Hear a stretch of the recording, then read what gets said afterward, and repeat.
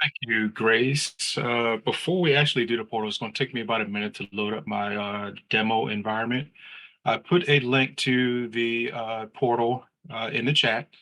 And while the environment loads, we're going to ask that we really encourage anyone that's logging in for the first time or has had issues logging in, or anyone that hasn't logged in a while, click that link to try to log in just to make sure you have access. If you have any issues with anything about access, we encourage you to report that to us as soon as possible so we can mitigate that well ahead of the deadline, which is going to be on April 1st. So anyone, again, that has logged in for the first time, had issues, or is logging in for the first time in a while, go ahead and click that link while the demo area loads up for me. So I'm going to go silent for about a minute while it loads, and we'll keep the floor open for any questions related to the template that Grace just went over, annual reporting in general, or anything about the portal. And I know we're coming short on time towards the end, so I am going to roll through the demo pretty quickly to give additional time for Mame and her team to go over some additional pieces in the slides. Thanks, Jonathan. I did have one quick question for Grace and Mayma on the actual reporting template. Apologize if I missed this. Is there a format that we should follow for the unique transaction ID as we're inputting those? The jurisdiction decides the unique ID. You just need to make sure you're consistent and you have a process. If you look at the reporting guidance, you decide, just be consistent in your application. That's all we ask. Okay, great. Thank you. Hi, this is Jamie from Montana, and I have a question about the loan investment performance tab. On that tab, the equity investment gains column, is that just for venture capital, or is that for loan participation programs as well? That only applies to venture capital programs. Okay, and it's thank you. also cited in the reporting guidance. Thank you. Okay, thank you. Amy, we also received your questions. We have responses, so hopefully we'll get that to you soon. Thank you so much for your patience. Thank you.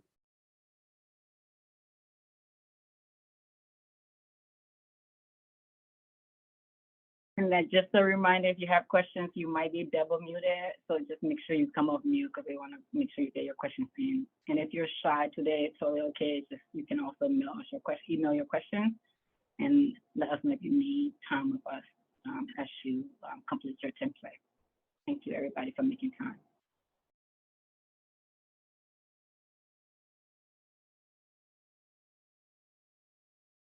Okay, if there are no further questions, I can get started with the demo of the portal. So I am going to share my screen and we're going to get started. So the link that I put into the chat, we have two different links. One that has the SSBCI homepage towards the end as a suffix. If you have that link that does not have the SSBCI homepage, you will be dropped onto what you see on the screen right here.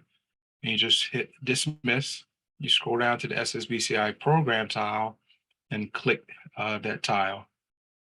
If you had the link that I put into the portal that had SSBCI homepage, you will see that in the link, the URL up top, and that is the link that is going to take you directly to this page. Once you're on this page, you're going to come over to the left-hand navigation area and you're going to click on Capital Program Reports. And it defaults to the quarterly reports, so you're going to have to click the Annual Reports tab. Once you click that tab, you will be able to search for your annual report that you're going to load. This is, again, my testing environment, so there's a whole bunch of things in here. You may not see all of this. You probably only see one item or one entry for your annual report. And the window is open as of March 1st.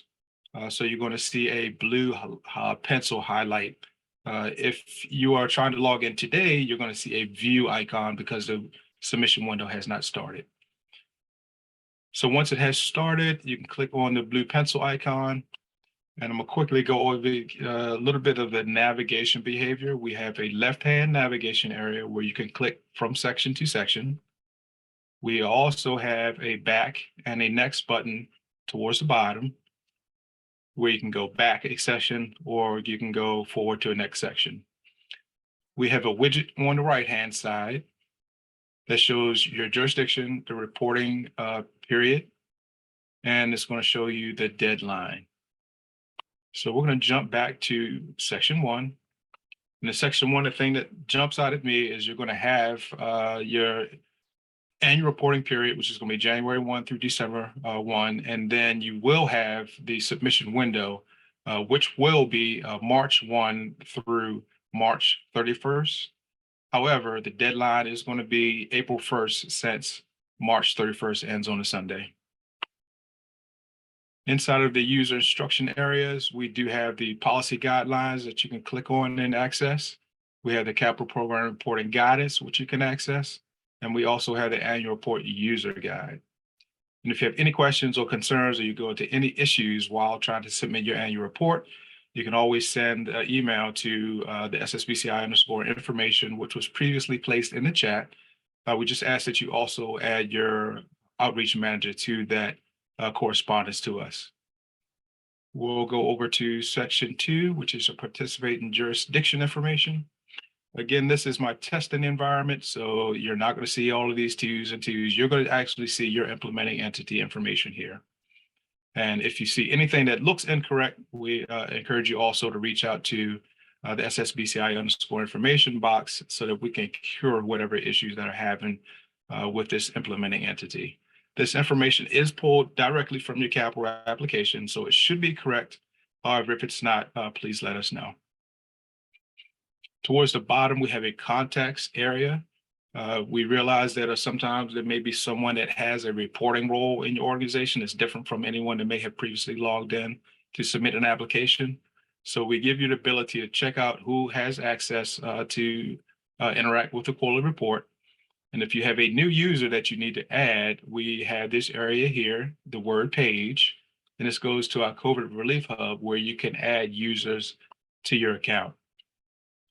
We ask that if you have a new user that has not done ID.me, we ask you to add them here first before that person has clicked on the link to engage with ID.me to get to the portal.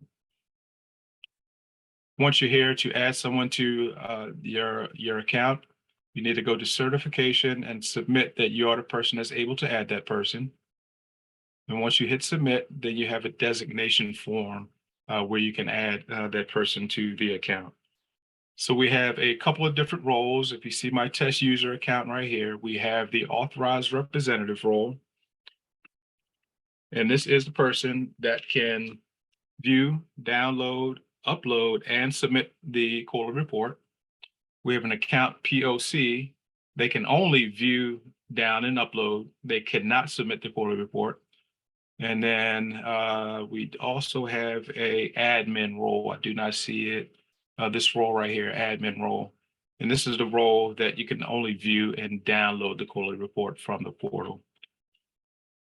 If you need to adjust a user's information that's already in your account, you will hit the blue pencil icon.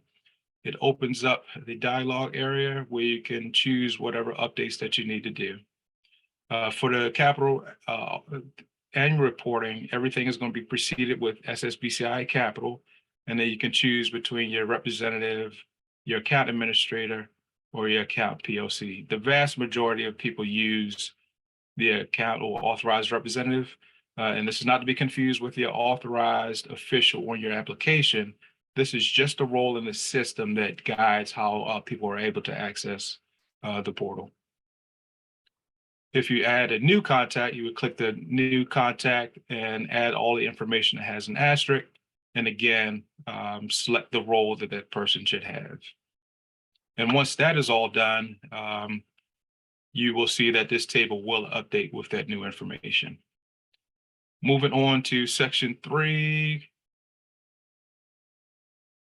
This is the area where we do have the template for you to download. So coming from the top to the bottom, we do have the capital reporting guidance again here. And then we have right down here on the word here is where you can download your quarterly or your annual report. Once you have that downloaded and you are ready to upload, you will simply come over to the upload files area. Now, this was a previous record for me. So I just deleted that to make sure that the upload files drop down is available. Once you have the annual report filled out and you're ready to upload, you just click upload files and you navigate to where you have saved your file. And then once you have that selected, you click on that and hit open, and it is going to upload the files. You'll see a blue done, click done, and then you will see the file populated in the record area down here.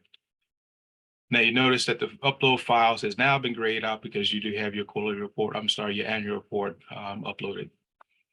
If by chance you do not have any reporting information for the period, no transactions for the calendar year 2023, you can click this box here.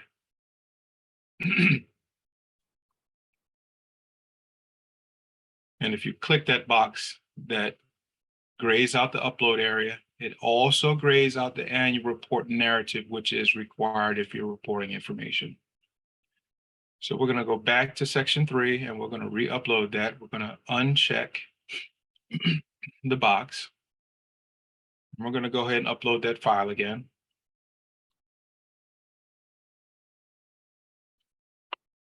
Once you have your file uploaded, you would navigate to the next section where the annual report narrative is. And then once you have your annual report narrative, and we have put this area in here to consider the following as you develop your narrative. So this is a little bit of a guidance on what you should be reporting into that narrative. And again, if you have any issues, reach out to your OM via the inbox and include the OM on that communication. Once you have your narrative filled out, you click upload files, go back to the area where that file is loaded. You're going to click done. It's going to populate the table here. And then you're ready to move on to certification on section 5.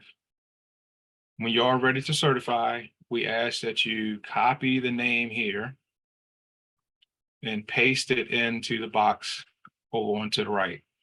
I say that because this box here is both case and space sensitive. So if I type in a lowercase s on my name and click certify, it's going to give me an error. So again, it is case and space sensitive. That's why we ask you just to copy the name here and then paste it into the white box here. Once you have that populated, you click certify and submit, and you're going to get a success green banner towards the top. You're also going to see the widget turn over to submitted. If while you're inside of the submission window, which is going to be up until April 1st, you do have the ability to unsubmit if you realize that you submitted something incorrectly, and just click unsubmit report. You're going to confirm that you want to unsubmit. Once that's confirmed, it's going to drop you back to the section 3 where you're able to re-upload. So let's say that in this case, well, we didn't have anything really, but we're going to upload the file anyway. You come back, upload your new file, hit done, go back to the narrative section in section 4.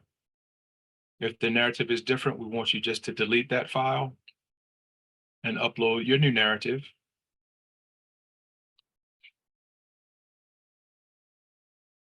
Once that new narrative is in the table down below, you can come back to section 5 to certify. Again, copy, and we're going to paste. And we're going to certify and submit.